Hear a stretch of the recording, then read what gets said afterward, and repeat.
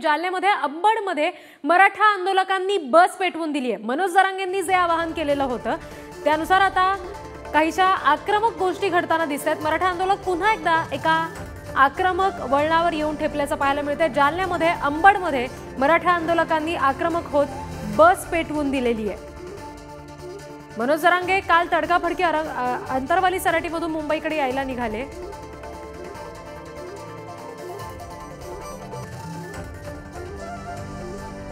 मराठा आंदोलक पुन्हा एकदा आक्रमक भूमिका घेताना आपल्याला पाहायला मिळतात। जालन्यातील अंबडमध्ये मराठा आंदोलकांनी ही बस पेटवून दिली। ही दृश्य सध्या आपण बघतोय। पुन्हा एकदा सगळे आंदोलक हे एका आक्रमक भूमिकेत पाहायला मिळतात।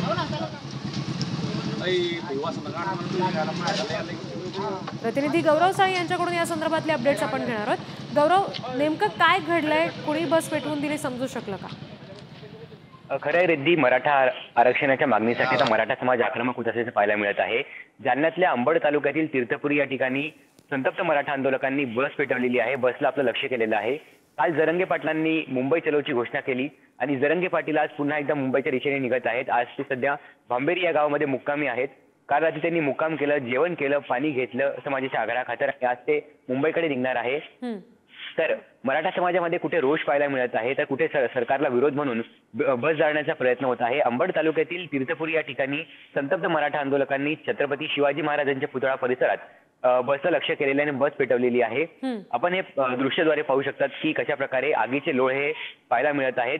मराठा आरक्षणाच्या मागणीसाठी आता समाज आक्रमक होत आहे, कारण समाजाने वारंवार जरंगे पाटलांच्या नेतृत्वाखाली मागणी केली होती, मात्र सरकार ती मागणी पूर्ण करत असल्यामुळे मराठा समाज आता आक्रमक झाल्याचं पाहायला मिळत आहे आणि मराठा समाजाने तीर्थपुरी या ठिकाणी तीर्थपुरी गावामध्ये बसला लक्ष केलेलं आहे।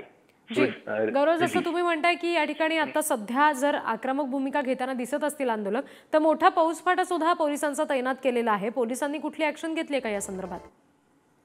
अद्याप कुठलीच कारवाई झालेली नाहीये, मात्र पोलिसांचा बंदोबस्त असेल किंवा मग संचारबंदी असेल ही कालपासूनच लागू केलेली आहे। जिल्हाधिकारी यांच्या आदेशान्वये अंबड तालुक्यामध्ये संपूर्ण तालुक्यामध्ये संचारबंदी लागू करण्यात आलेली आहे आणि पोलिसांचा बंदोबस्त जसा आहे तोही तगड्या प्रमाणावर तैनात करण्यात आलेला आहे। संभाजीनगर येथील पोलिसांच्या तुकड्या असतील, संभाजीनगर येथील पोलिसांची यंत्रणा असतील, बीड गेवराई येथील पोलीस असतील किंवा मग जालना जिल्ह्याचे पोलीस असतील, हे संपूर्ण पोलीस मराठा आरक्षण आंदोलनासाठी यांना तैनात करण्यात आलेला आहे आणि तीर्थपुरी शहरात देखील पोलिसांचा बंदोबस्त पाहायला मिळत आहे। जी गौरव, तुम्ही आमच्याशी असेच जोडलेले राहा। सध्या ही दृश्य आपण पुढारी न्यूजच्या सगळ्या प्रेक्षकांना दाखवतोय। जालन्यातल्या अंबडमध्ये तीर्थपुरी गावातली ही दृश्य आहेत जिथे मराठा आंदोलकांनी आक्रमक भूमिका घेत बस पेटवून दिलेली आहे। अधिसूचनेची अंमलबजावणी व्हावी, ओबीसी मधूनच आरक्षण मिळावं अशा काही मागण्यांसाठी पुन्हा एकदा सगळे हे आंदोलक आक्रमक होताना पाहायला मिळतात। प्रतिनिधी सचिन जिरे यांच्याकडे आपण जाऊयात। सचिन, आपण बघतोय की प्रचंड मोठ्या प्रमाणात एकीकडे पोलीस फौजफाटा तैनात केला जातोय, मात्र आता कुठेतरी आंदोलक एका टोकाच्या भूमिकेवर जाताना पाहायला मिळतात। बस पेटवून दिलेली अंबडमध्ये, काय नेमकं सध्या तिथे वातावरण आहे? नक्कीच आपण पाहिलं की आताच कानावर आलेल्या बातमीनुसार बस पेटवण्यात आली। कुठेतरी संयमाचा बांध हा फुटत चाललेला आहे मराठा आंदोलकांचा आणि त्याचीच दक्षता म्हणून आपण पाहू शकतो की या ठिकाणी पोलीस देखील आता दक्ष झालेले आहे। कुठल्याही अनुचित प्रकार घडू नये यासाठी पोलीस देखील अलर्ट मोडवर आहे। आपण जर या भांबेरी गावाचा विचार केला तर इथे देखील कुठल्याही पद्धतीचा अनुचित प्रकार घडू नये यासाठी पूर्णपणे असे सज्ज आहे पोलिसांची सर्व पथके। आपण या ठिकाणी पाहू शकतो अश्रुधुराच्या नळकांड्या असेल किंवा सेफ्टी गार्ड असेल किंवा सेफ्टी स्टिक असेल, या सर्व घेऊन आता हे पोलीस या ठिकाणी दाखल झालेले आहे। हा एक पथक या ठिकाणी दाखल झालेला आहे आणि इतर पथके देखील या ठिकाणी आहेत। आता हे जे ज्या ठिकाणी आंदोलन आहे त्या ठिकाणी आता हे सर्व पथक चाललं आहे। आपण पाहू शकतो हे थेट दृश्य आहेत ज्या ठिकाणी आंदोलन रात्री मनोज जरांगे पाटील थांबले होते त्या ठिकाणी आता हे पोलीस पुढे येताना आपल्याला चित्र पाहायला मिळत आहे। साधारणतः अशी शक्यता आहे की आवाहन या ठिकाणाहून हे पोलीस करू शकतात, आवाहन आंदोलकांना या ठिकाणाहून करू शकतात। त्यामुळे आता पाहू शकतो घोषणाबाजी देखील सुरू झालेली आहे। एक पोलीस जसे पुढे येत आहेत तसं तसं आता मराठा आंदोलकांकडून घोषणाबाजी देखील सुरू झालेली आहे। थेट दृश्य आहेत आपण पाहू शकतात।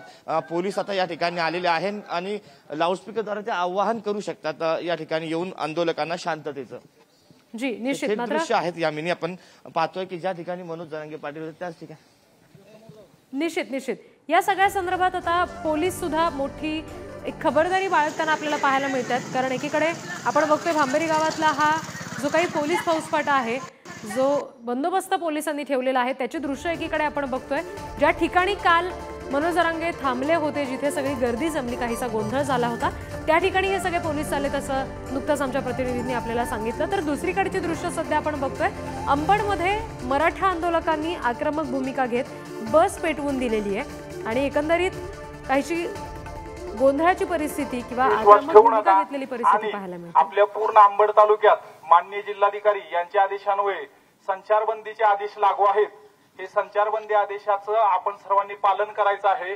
त्यामुळे इथं असलेल्या सर्व लोकांनी आपापल्या ठिकाणी आपल्या घरी जावं. 5 पेक्षा अधिक लोकांनी कुठल्याही प्रकारे एकत्रित येऊ नये. आपल्या सर्वांना आम्ही याद्वारे आवाहन करतो की आपण या ठिकाणावरून निघून जावं आणि हा परिसर निर्मनुष्य करावा, जेणेकरून माननीय जिल्हाधिकारी यांनी दिलेल्या निर्देशांचं या ठिकाणावरती पालन होईल. याद्वारे आम्ही आपणा सर्वांना हे पोलीस प्रशासनातर्फे व संपूर्ण प्रशासनातर्फे आवाहन करीत आहोत. तुमचे लोक आमची गाड्या अडू लागले आपण नुकतंच बघितलं, जे पोलीस अधिकारी आहेत त्यांनी सगळ्यांना स्पीकरद्वारे आवाहन केलेलं आहे सगळ्या गावकऱ्यांना. अरे यार,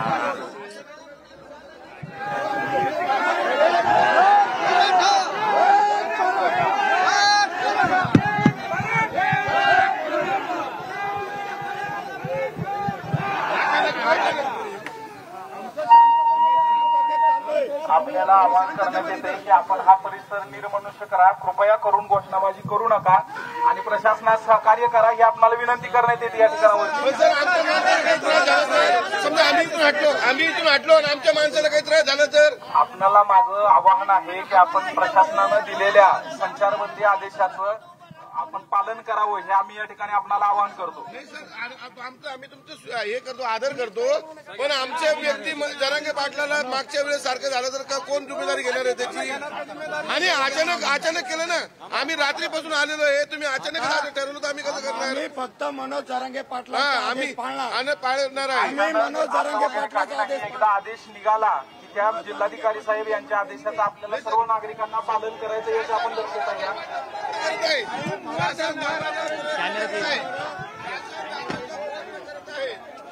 साहेब मराठा आतापर्यंत